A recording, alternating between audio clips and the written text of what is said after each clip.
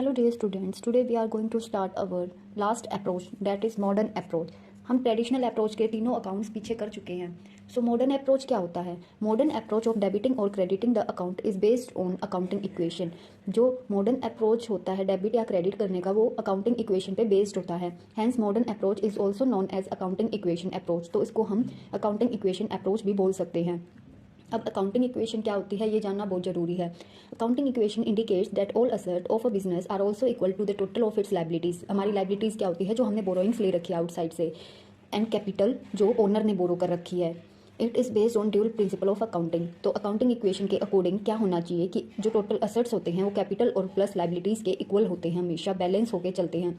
All assets are procured from the amount of capital and liabilities, therefore the sum of capital and liabilities are equal to assets. तो इसमें हमेशा capital और liability का जो सम होगा वो हमेशा टोटल असेट्स के इक्वल होगा. अब है analysis of business transactions. Accounting equation को और अच्छे से समझने के लिए हमें बिजनेस ट्रांजेक्शन्स के थ्रू समझना होगा कि हमारी अकाउंटिंग इक्वेशन बनती कैसे है. बिजनेस ट्रांजेक्शन में effect either both sides of the equation और one side of the equation. या तो वन साइड इफेक्ट होगी या दोनों साइड इफेक्ट होंगे, but ultimate effect must be equal on both side. लेकिन बोथ साइड पे इफेक्ट दिखेगा. Sum of the effects as follows. So first situation क्या है हमारी? Transaction affecting both sides of the equation, जो बोथ साइड को affect करेंगी. ठीक है, तो ये हमारा क्या हो जाएगा? Commence business with cash 3 lakh. तो जो भी बिजनेस स्टार्ट होता है कुछ अमाउंट से स्टार्ट होगा, और जो अमाउंट हमने इन्वेस्ट किया है उसको हम क्या कैपिटल बोलेंगे. और कैपिटल क्या होती है? लाइबिलिटी होती है. और कैश क्या होता है? असेट होता है. तो हम कैसे ट्रांजेक्शन करेंगे इसमें? तो सबसे पहले हमें अकाउंटिंग इक्वेशन की ट्रांजेक्शन करनी आनी चाहिए. तो अकाउंटिंग इक्वेशन कैसे बनती है? यहाँ होता है डेबिट साइड असेट्स, और यहाँ होता है हमारा कैपिटल प्लस लाइबिलिटीज़. ये हमारी दोनों साइड होती हैं, और ये हमेशा इक्वल होनी चाहिए अकाउंटिंग इक्वेशन के हिसाब से. अब जो ए है हमारा, ए ट्रांजेक्शन में बोला गया है कि जो हमने बिजनेस में है कैश इन्वेस्ट किया है, कितना कैश से स्टार्ट किया है? 3 लाख. तो असेट साइड हमारा कैश अकाउंट आएगा सबसे पहले. तो कैश में क्या होगा? 3 लाख डालेंगे, हम रिकॉर्ड करेंगे. और कैपिटल साइड हमारे कैपिटल में भी 3 लाख रिकॉर्ड होगा. ठीक है, तो ये इक्वल चल रही है. ये हो गई हमारी ए ट्रांजेक्शन. अब अकाउंटिंग इक्वेशन के हिसाब से हम बैलेंस नीचे उतार लेते हैं. 3 लाख आ जाएगा, और इस साइड भी हमारा क्या है? 3 लाख आ जाएगा. बी ट्रांजेक्शन को लेके चलते हैं. क्या बोला गया है? Boat goods from Ram 30,000. तो बोट मतलब परचेज, हमने गुड्स परचेज की है किससे? राम से 30,000 में. लेकिन ये नहीं बोला गया यहाँ कि कैश में की है या क्रेडिट में. लेकिन ये नहीं बोला जाए कि कैश में की है, तो हम क्या मान के चलेंगे कि यहाँ पर जो ट्रांजेक्शन हो रखी है वो क्या है? क्रेडिट में है. तो राम क्या होगा? यहाँ क्रेडिटर हो जाएगा, और जो गुड्स हैं वो हमारे असेट्स होंगे. ठीक है, तो गुड्स को हम क्या यहाँ स्टॉक, पहले जीरो थी ये ए ट्रांजेक्शन में, तो इसको नीचे जीरो में ही उतार लेंगे. ठीक है, तो हमारे जो स्टॉक है हमने परचेज किए हैं तो वो हमारे बिजनेस में आ रहे हैं, तो हम कितना ऐड कर देंगे? 30,000. कैश हमारा है ही नहीं, ज़ीरो. यहाँ कैपिटल का भी कोई रोल नहीं है, लेकिन यहाँ लाइबिलिटीज़ में हमारे क्रेडिटर्स होते हैं जो कि राम है. तो पहले ज़ीरो था, ये नीचे कैरी फॉरवर्ड कर लेंगे, उसके बाद 30,000 यहाँ आ जाएगा. फिर वही न्यू इक्वेशन क्या बनेगी? क्या बैलेंस? 3 लाख, यहाँ 30,000, यहाँ 3 लाख, यहाँ 30,000. ओके. अब सी ट्रांजेक्शन के अकॉर्डिंग हमारी अकाउंटिंग इक्वेशन क्या रहेगी? Sold goods costing 10,000 for cash at 13,000. Cash में क्या है? गुड्स को बेचा गया 13,000 में, और ये 10,000 क्या गुड्स को सेल कर दिया गया. तो जो कैश है हमारा, अगर हम गुड्स को बेचेंगे तो हमारी गुड्स क्या है? बिजनेस से चले जाएंगे. तो कितने कॉस्टिंग है इनकी? कॉस्ट है 10,000 को हम यहाँ से लेस कर देंगे, और जो कैश में है हमारा कितना आएगा? 13,000 हमें मिल रही हैं बेचने पे. ठीक है, लेकिन कॉस्ट इतनी थी और पैसे इतने मिले हैं, तो जो 3,000 का डिफरेंस है वो क्या है? हमें प्रॉफिट हो गया. जो प्रॉफिट है वो कहाँ जाएगा? ओनर की इक्विटी में जाएगा, और वो कहाँ? कैपिटल में शो होगा. तो इस साइड हम 3,000 क्या कर देंगे? ऐड कर देंगे. तो ये आ गया हमारा 3,13,000, और स्टॉक हमारा 20,000 इज इक्वल टू यहाँ 3,03,000 प्लस 30,000. ये हमारी न्यू इक्वेशन हो गई. ठीक है, तो ये हमारी ऐसे अकाउंटिंग इक्वेशन बनती है. ऐसे ही एसेट में जो भी हमारी ट्रांजेक्शन के अकॉर्डिंग अकाउंट्स होंगे उनको हम यहाँ ऐड करते चले जाएंगे. ऐसे ही लाइबिलिटी के साइड जो है हम उनको ऐड करते चले जाएंगे. अब हमारी इक्वेशन ये है, तो इसके अकॉर्डिंग अब आगे लेके चलते हैं. तो हमारी न्यू इक्वेशन के हिसाब से हमारा बैलेंस क्या था? यहाँ कैश था, स्टॉक, ये हमारी असेट साइड है. ठीक है, और कैपिटल प्लस लाइबिलिटी, यहाँ कैपिटल का बैलेंस आएगा प्लस क्रेडिटर्स थे हमारे. ओके, ये इक्वल टू रहेंगे इसके. तो यहाँ हमारा बैलेंस था पिछला 3,13,000 और यहाँ स्टॉक हमारा था 20,000 था, ठीक है। कैपिटल हमारा कैपिटल कितनी थी हमारी 3,03,000, क्रेडिटर्स हमारे थे 30,000, ये इक्वेशन थी। अब नेक्स्ट हमारी जो डी ट्रांजेक्शन जो आएगी हमारी, उसमें क्या बोला गया है, पेड टू क्रेडिटर्स 20,000। अब क्रेडिटर्स को क्या है हमने पेड किया है 20,000 में, ठीक है। तो 20,000 क्या है, कैश से लेस हो जाएगा, स्टॉक का कोई रोल नहीं है। और यहाँ कैपिटल ज़ीरो, जो क्रेडिटर्स है उसमें से लेस हो जाएगा 20,000। जो हमारी न्यू इक्वेशन आएगी वो क्या रहेगी, 3,13,000 को लेस करेंगे 20,000 से, तो हमारा बच जाएगा, ये आ जाएगा 2,93,000। स्टॉक उतना ही रहेगा 20,000। यहाँ आ जाएगा हमारा 3,03,000 और यहाँ आ जाएगा हमारा 10,000 क्रेडिटर्स। ओके, अब न्यू इक्वेशन ये आ गई। अब हम चलेंगे ई ट्रांजेक्शन हमारी क्या कहती है। ई ट्रांजेक्शन के अकॉर्डिंग हमारा क्या होगा, रेंट पेड 5,000, जो रेंट हमने पे कर दिया है 5,000 का, और ये हमारा क्या है, एक्सपेंस है। तो क्या है हमारा यहाँ कैश भी हमारा क्या 5,000 से लेस हो जाएगा, और ये जा कहाँ से रहा है, तो किस पे इफेक्ट पड़ेगा, एक कैपिटल अकाउंट पे भी पड़ेगा, क्योंकि ये एक्सपेंस से रिलेटेड है, तो वो क्या है ओनर की इक्विटी से होगा, ठीक है। तो 5,000 यहाँ से लेस कर देंगे हम, और 5,000 यहाँ से लेस कर देंगे, तो ये क्या आ जाएगा हमारा, ये आ जाएगा 2,88,000 हमारा कैश आ गया, 20,000 हमारा स्टॉक है, और 2,98,000 हमारा कैपिटल, क्रेडिटर्स हमारे 10,000। ये हमारी न्यू इक्वेशन आ गई नीचे, जो हम बैलेंस लेके चल रहे हैं। अब एफ ट्रांजेक्शन का इफेक्ट देखो, कमीशन रिसीव्ड 8,000, जो कमीशन है हमें रिसीव्ड हुआ है 8,000। अब ये देखो इनकम है ये हमारी, ठीक है। तो इसका इफेक्ट क्या होगा हमारे अकाउंट्स पे, जैसे एक्सपेंस को हमने लेस किया था, तो इनकम अगर आ रही है तो क्या हमारी कैपिटल भी इंक्रीज होगी और हमारा कैश भी बढ़ेगा। तो हम इन कमीशन को 8,000 यहाँ ऐड हो जाएंगे हमारे, और 8,000 यहाँ ऐड हो जाएंगे। ओके, तो यहाँ हमारा कैश का जो बैलेंस है वो नीचे क्या रहेगा हमारा, ये हो जाएगा 2,96,000 कैश, स्टॉक हमारा 20,000 चलता आ रहा है, और यहाँ हो जाएगा हमारा 3,06,000 कैपिटल और 10,000 हमारी क्रेडिटर्स। ये हमारी न्यू इक्वेशन। अब जी देखो, जी ट्रांजेक्शन में क्या बोल रखा है कि एक्रूड इंटरेस्ट है हमारा 10,000, और ये इससे आउटस्टैंडिंग इनकम बोलते हैं, इसे हम क्या बोलेंगे, आउटस्टैंडिंग इनकम बोल देंगे या एक्रूड होगा। तो इससे क्या है, हमारा कैश अभी हमें मिला नहीं है, इंटरेस्ट का इसका क्या इफेक्ट होगा यहाँ पर कि जो 10,000 है एक्रूड इनकम है हमारी, तो एक्रूड इनकम या इंटरेस्ट हमारा कहाँ आता है, वो आता है असर्ट साइड, यहाँ आ जाएगा हमारा एक्रूड इनकम। तो ये हमारी क्या ज़ीरो चलती आ रही है, क्यों पहले नहीं थी ये, ठीक है। तो कैश का कोई रोल नहीं है क्योंकि कैश हमें मिलेगा नहीं अभी, ज़ीरो। तो एक्रूड इनकम इंटरेस्ट कितना है, 10,000 यहाँ हो जाएगा, और कैपिटल पे भी क्या है इफेक्ट पड़ेगा, तो 10,000 को हम क्या करेंगे, कैपिटल में डाल देंगे, क्योंकि इनकम हमारी कैपिटल को बढ़ाएगी। अब ज़ीरो, ये न्यू इक्वेशन क्या हो जाएगी, 2,96,000 प्लस स्टॉक 20,000 प्लस हमारा एक्रूड इनकम हमेशा असर्ट होती है, ठीक है। तो ये 10,000 यहाँ आ जाएगा हमारा ये आ गई 3,16,000 कैपिटल, 10,000 क्रेडिटर। अब हमारी न्यू इक्वेशन जी ट्रांजेक्शन तक ये है। अब इसको हम फिर आगे लेके चलेंगे, ठीक है। अब हमारी न्यू इक्वेशन क्या रही थी, जी पार्ट तक जो थी, असर्ट्स, और यहाँ आएगा कैपिटल प्लस लाइबिलिटीज, ठीक है। तो अब यहाँ असर्ट्स में हमारे पास न्यू इक्वेशन के अकॉर्डिंग कैश हमारा कितना था, पिछला हमारा कैश जी पार्ट तक रहा था 2,96,000, और प्लस स्टॉक हमारा 20,000 था। हमारी एक्रूड इनकम थी ना, एक्रूड इंटरेस्ट ही था, हाँ एक्रूड इनकम ही बोलेंगे, जो असर्ट में होते हमेशा रिकॉर्ड, वो हमारी हमने 10,000 रिकॉर्ड की थी। अब आ जाओ कैपिटल साइड। कैपिटल साइड क्या है हमारा, कैपिटल हमारी जी पार्ट तक रही थी 3,16,000, क्रेडिटर्स हमारे कितने थे, 10,000। ये हमारी न्यू इक्वेशन थी, ठीक है। अब नेक्स्ट ट्रांजेक्शन हमारी क्या है, रेंट रिसीव्ड इन एडवांस 5,000, वो आउटस्टैंडिंग इनकम थी, और ये क्या हमारी एडवांस इनकम है, एडवांस दे चुके हैं वो रेंट के लिए, ठीक है। तो यहाँ कैश हमारे पास आ चुका है, तो प्लस 5,000 कैश कर देंगे, और जो हमारी एडवांस में इनकम होती है, एडवांस इनकम जो होती है या एडवांस रेंट है, तो उसको हम लाइबिलिटी मान के चलते हैं, एडवांस रेंट लिख देते हैं यहाँ, तो प्लस यहाँ ज़ीरो चलता आ रहा था, ठीक है। तो यहाँ ये स्टॉक का कोई रोल नहीं है, इसका भी नहीं है। अब यहाँ कैपिटल में कोई चेंज नहीं है, तो यहाँ आ जाएगा हमारा 5000। अब कैश कितना हो गया हमारे पास, इसके अकॉर्डिंग कैश हो गया है 3,01,000। ठीक है, स्टॉक हमारी 20,000, एक्रूड इनकम 10,000 और ये 3,16,000, क्रेडिटर्स हमारी 10,000 और ये 5,000।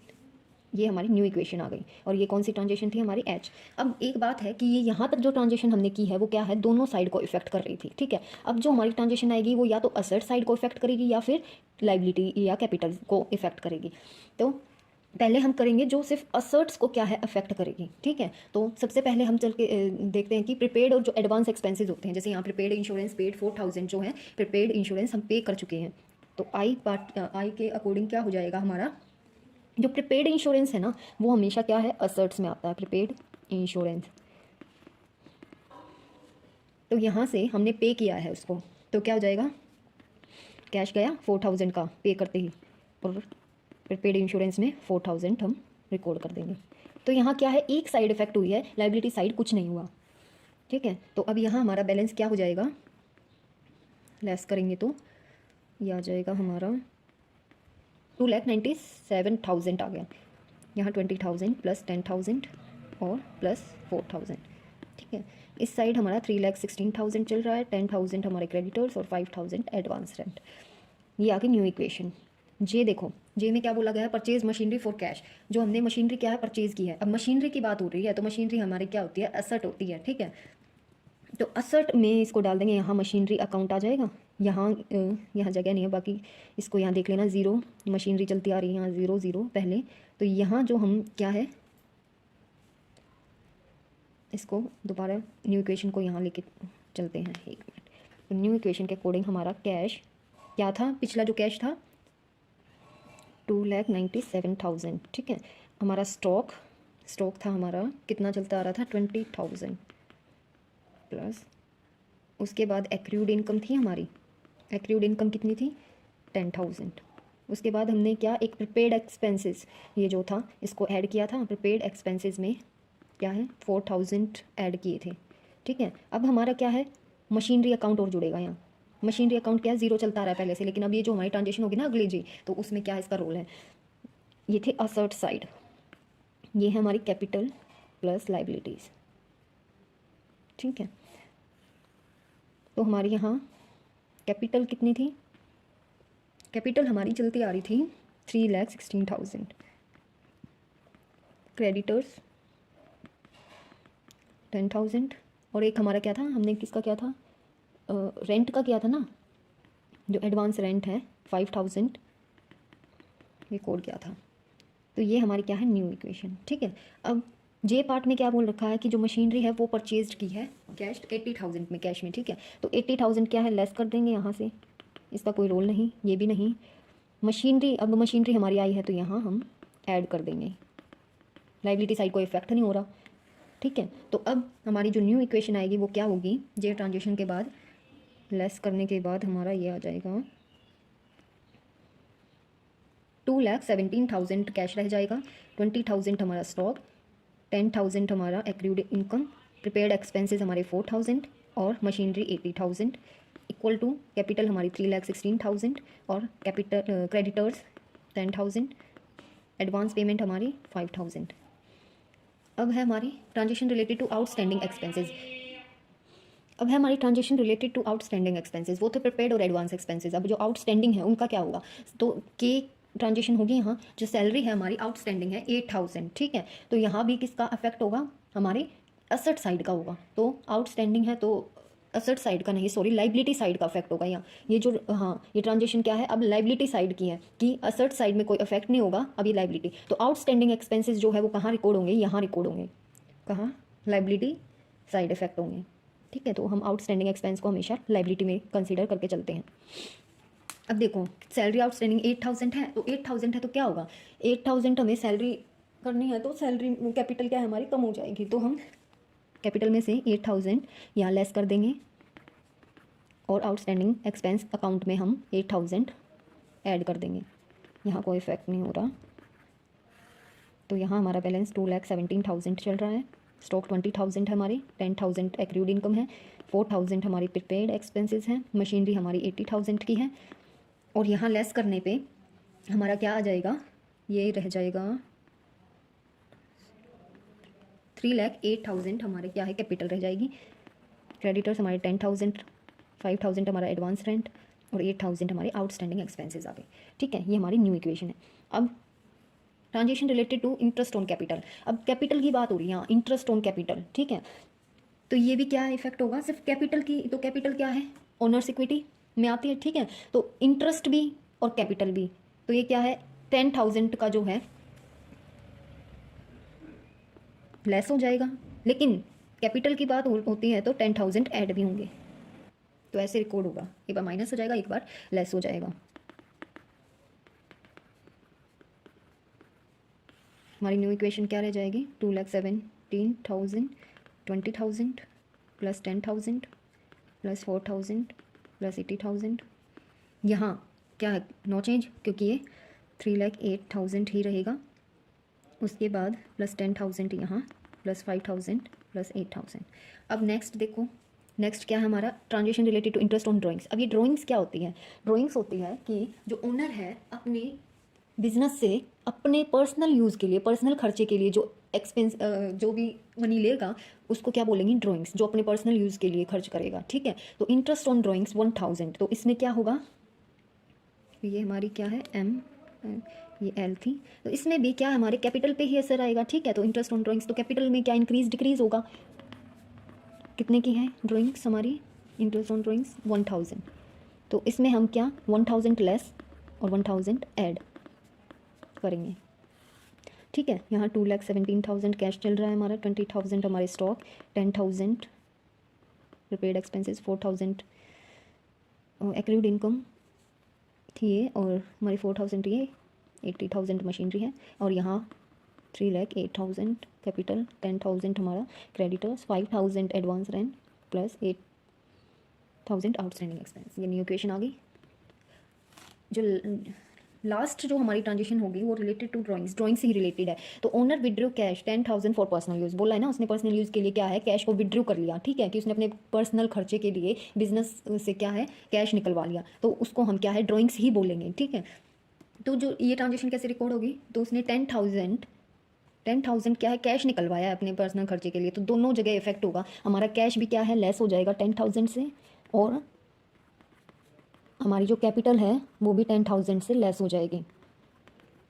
ठीक है, तो अब हमारा जो टोटल जो बनेगा, टोटल अकाउंटिंग इक्वेशन जो हमारी आएगी वो क्या हो जाएगा, यहाँ आ जाएगा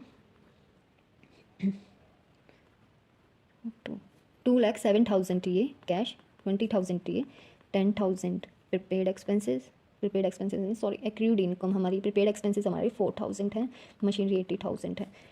इस साइड अगर इसको हम लेस करते हैं 10,000 से, तो हमारा रह जाएगा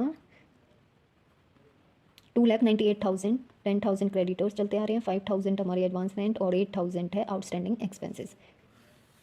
ये हमारी अकाउंटिंग इक्वेशन बन गई। ठीक है, अब जो ये इक्वेशन है इस साइड को, असेट साइड को ऐड करके इस लाइबिलिटी और कैपिटल साइड को ऐड करेंगे तो दोनों का समअप क्या होगा, इक्वल होगा। अकाउंटिंग इक्वेशन हमारी क्या कहती है कि जो असेट्स टोटल असेट साइड है और जो कैपिटल और लाइबिलिटी साइड है वो दोनों क्या है इक्वल होंगे, हमेशा बैलेंस में होंगे। यही हमारा अकाउंटिंग इक्वेशन का कॉन्सेप्ट है। अब इनको हम करके देखें एक बार टोटल, इनको टोटल करते हैं। तो सबसे पहले हम अपना असेट साइड का क्या है कैलकुलेट करते हैं। ठीक है, तो हमारा कैश जो है कितना है 2,07,000। ठीक है, प्लस 20,000 हमारा स्टॉक है, प्लस 10,000 क्या थी हमारी एक्रूड इनकम थी, प्लस हमारा 4,000 क्या है, क्या था 4,000 प्रीपेड एक्सपेंसेस थे ना, प्लस मशीनरी हम 80,000 की ले रहे हैं। तो हमारा ये समअप अगर हम इसे करेंगे तो कितना आ जाएगा टोटल 3,21,000। तो इस साइड क्या हमारा पूरा समअप 3,21,000। अब असेट्स जितने हैं उतने ही हमारे कैपिटल और लाइबिलिटीज़ होनी चाहिए। ठीक है, तो अब देखो लाइबिलिटी साइड आओ, 2,98,000 प्लस हमारा जो क्रेडिटर्स है वो कितने हैं, कितने हैं ये 10,000 है, प्लस हमारी 5,000 एडवांस रेंट है ना, ये है, प्लस हमारा 8,000 क्या है, आउटस्टैंडिंग एक्सपेंस है। तो ये कितना हुआ, 3,21,000 इसके इक्वल हो गया। ओके, तो ये हमारा हमेशा इक्वल होता है, बैलेंस होके चलता है। सो अकाउंटिंग इक्वेशन ऐसे प्रिपेयर होती है, मैं दिखाती हूँ। ये हम ऐसे करके चलते हैं, हम ऊपर अकाउंटिंग इक्वेशन लिखते हैं, ठीक है। इस साइड हमारे एसेट्स आएंगे, cash, stock, accrued income, prepared expenses और मशीनरी। हम पहले कैश ट्रांजेक्शंस को पढ़ लेंगे कि हमारे पास कौन से एसेट्स हैं और कौन सी लाइबिलिटीज़ और कैपिटल। तो यहाँ हम पहले ही रिकॉर्ड कर लेंगे कि कैपिटल है, क्रेडिटर्स है, एडवांस रेंट है और आउटस्टैंडिंग एक्सपेंस है। यहाँ हमारा सीरियल नंबर, जो भी हमारी ट्रांजेक्शन हम करेंगे, ट्रांजेक्शन लिख देंगे कि ये हो रही है। उसके बाद जैसे हम करते आए हैं, मैंने ये समझाया कि कैसे कैसे होंगी, ऐसे ऐसे नीचे हमारी होती चली जाएंगी, ठीक है। बैलेंस उतारते रहेंगे, जो ट्रांजेक्शन का इफेक्ट है वो दोनों साइड क्या है नोट करेंगे, रिकॉर्ड करेंगे। और एक साइड हो रहा है तो एक साइड, और दूसरी साइड हो रहा है तो दूसरी साइड। और जैसे हमने इंटरेस्ट वाले में किया था, लेस और ऐड किया था, इंटरेस्ट ऑन कैपिटल और इंटरेस्ट ऑन ड्रॉइंग के केस में होगा ये। तो ये हमारी अकाउंटिंग इक्वेशन। अब ऐसे ही एक इक्वेशन और एक इलस्ट्रेशन लेते हैं हम आगे। इसमें क्या बोला गया है, prove the accounting equation is satisfied in all following transaction of शाम। अब शाम की जो ट्रांजेक्शन्स हैं तो उसकी प्रिपेयर करनी है, और यहाँ बोला गया है कि हमें एक बैलेंस शीट भी प्रिपेयर करनी है। और बैलेंस शीट क्या होती है, हमारी फाइनेंशियल पोजीशन को दिखाती है, जो कंपनी के है, बिजनेस के फाइनेंशियल पोजीशन को शो करेगी। तो इसमें क्या ट्रांजेक्शन है वो भी देख लेते हैं हम। सो फर्स्ट जो ट्रांजेक्शन हमारी इसने दे रखी है, क्या है, स्टार्टेड बिजनेस विद कैश, ठीक है। वही कि कैश से हमने क्या बिजनेस को स्टार्ट किया, तो क्या दो अकाउंट इफेक्ट होंगे, कैश और कैपिटल, ठीक है। तो कैपिटल हमारी लाइबिलिटी साइड होती है और कैश हमारा असेट साइड होता है। तो अब इससे समझते हैं अकाउंटिंग इक्वेशन कैसे बनाएंगे, असेट्स इस साइड, कैपिटल प्लस लाइबिलिटी, और ये हमेशा इक्वल होते हैं। इस साइड ट्रांजेक्शन आ जाएगा हमारा। तो पहले क्या है, स्टार्टेड बिजनेस 1,20,000 से क्या है, तो कैश में हम क्या 1,20,000 को रिकॉर्ड करेंगे, ठीक है। ये मैंने क्या है पहले ही जो हमने पढ़ा है उसके अकॉर्डिंग असेट्स को और कैपिटल और प्लस लाइबिलिटी को डिवाइड कर लिया कि कौन से हमारे पास अकाउंट है, ठीक है। तो बिजनेस क्या है, या फिर हम एक एक ट्रांजेक्शन को पढ़ के भी यहाँ अपना स्पेस छोड़ सकते हैं और यहाँ ऐड करते चले जाएंगे अकाउंट्स को। अब पहली जो 1,20,000 को हम कैपिटल में और कैश में रिकॉर्ड कर देंगे, फिर उसको हम नीचे उतार लेंगे, 1,20,000 उतर जाएगा यहाँ भी, यहाँ भी। अब सेकंड का क्या इफेक्ट होगा, purchase type writer for cash ₹80,000 for office use. अब ये देखो, यहाँ इसने बोल दिया ना कि हमने टाइप राइटर को परचेज किया, कैश में किया है, यहाँ क्रेडिट का कोई रोल नहीं है, ठीक है। तो टाइप राइटर हमारा क्या होता है, असर्ट होता है। तो असर्ट को हम अगर कैश में खरीद रहे तो कैश जाएगा तो उसको लेस कर देंगे 8,000 से, और टाइप राइटर आएगा तो उसको 8,000 से ऐड कर देंगे, ठीक है। तो अब यहाँ बैलेंस क्या रह गया, 1,12,000, यहाँ 8,000 और बाकी ऐसे ही।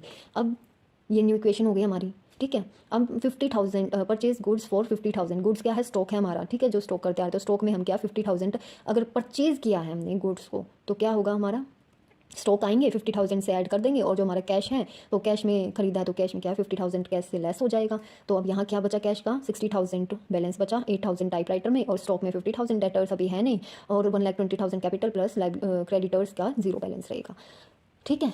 अब नेक्स्ट ट्रांजेक्शन में फोर्थ में बोला purchase goods for ₹40,000 on credit, वहाँ कैश में था, यहाँ क्रेडिट में था। तो क्रेडिट में 40,000 है तो क्रेडिटर से लिए होंगे, ठीक है। तो 40,000 क्रेडिटर अकाउंट में जाएगा, और स्टॉक में क्या है, हमारा स्टॉक भी तो इंक्रीज हो रहा है, तो 40,000 क्या है, स्टॉक आ रहा है, तो 40,000 यहाँ रिकॉर्ड कर देंगे। तो ये ऐसे ही, तो यहाँ 50,000 प्लस 40,000 90,000 बैलेंस रह जाएगा, और यहाँ हमारा 40,000 क्रेडिटर्स आ जाएंगे। Next transaction goods costing 60,000 sold for 80,000 on credit, ठीक है। तो इसमें क्या होगा, गुड्स की कॉस्टिंग है 60,000, ठीक है। तो गुड्स की कॉस्टिंग क्या किया है, सोल्ड किया है, बेचे हैं, तो गुड्स जाएंगे और उनकी कॉस्ट क्या है 60,000 से लेस कर देंगे। लेकिन जो बेचने पे जो हमें क्या है 80,000 क्या मिले हैं, तो जब हम बेचते हैं क्रेडिट पे तो हमारे क्या हो जाते हैं, डेटर्स हो जाते हैं। और परचेज के टाइम पे जो क्रेडिट जो गुड्स होते हैं वो क्या होते हैं, क्रेडिटर्स होते हैं, ठीक है। तो यहाँ डेटर्स के अकाउंट में 80,000 चले जाएंगे, और जो इनका जो भी वो प्रॉफिट होगा हमें, तो 60,000 और 80,000 में जो 20,000 का जो हमें प्रॉफिट हुआ वो हमारे कैपिटल अकाउंट में ऐड हो जाएगा। तो अब यहाँ हमारा ये बैलेंस बच गया, इसको नीचे उतारेंगे न्यू इक्वेशन को। नेक्स्ट ट्रांजेक्शन देखते हैं, पेड फॉर रेंट, तो ये हमारा एक्सपेंस हो गया, और सैलरीज के लिए भी हमने ये एक्सपेंसेस है हमारी, ठीक है। तो टोटल हमारा 1,500 और 2,000 को अगर ऐड करते हैं तो 3,500 क्या है, कैश जाएगा हमारा 3,500, और हमारी कैपिटल भी डिक्रीज होगी, दोनों पे इफेक्ट हो रहा है ना। तो 3,500 को दोनों कैश में से और कैपिटल में से लेस कर देंगे। उसके बाद हमारी अकाउंटिंग इक्वेशन ये आ जाएगी, कैश इतना बच जाएगा, कैपिटल इतनी, और हमारे बाकी अकाउंट चल रहे हैं। अब नेक्स्ट ट्रांजेक्शन में रिसीव ₹800 फॉर कमीशन क्या है, हमें मिला है, रिसीव किया है, तो 800 इसमें क्या है, हमारी ये इनकम है। एक्सपेंस में तो हम लेस करेंगे दोनों में से, कैश में से और कैपिटल में से। तो यहाँ क्या हो रहा है, हमारा इंक्रीज हो रहे हैं, कैश भी इंक्रीज होगा हमारे बिजनेस में और कैपिटल भी इंक्रीज होगी। तो 800 दोनों साइड हम रिकॉर्ड कर देंगे, तो फिर ये हमारी न्यू इक्वेशन बन जाएगी।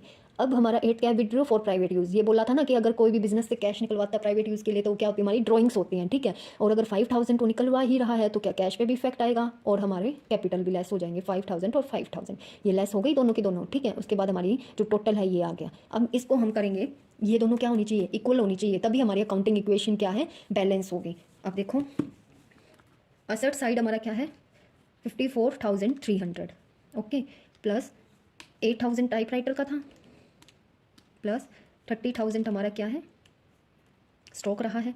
डेटर्स हमारे कितने, 80,000। ये आ गया हमारा असेट साइड का, तो ये हो गया हमारा 1,72,300, ठीक है। यहाँ हमारा ये बैलेंस रहा है। अब इस साइड का कैलकुलेट करके देखो कितना, इतना ही होना चाहिए।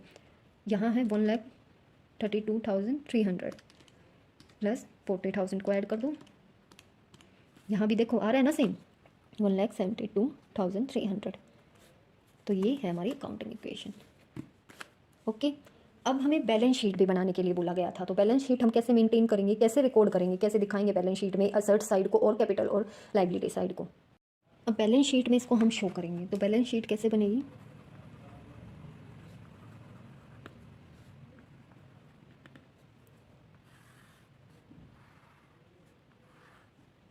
ये है हमारी लायबिलिटीज़ साइड, ठीक है, और ये हमारी असेट साइड।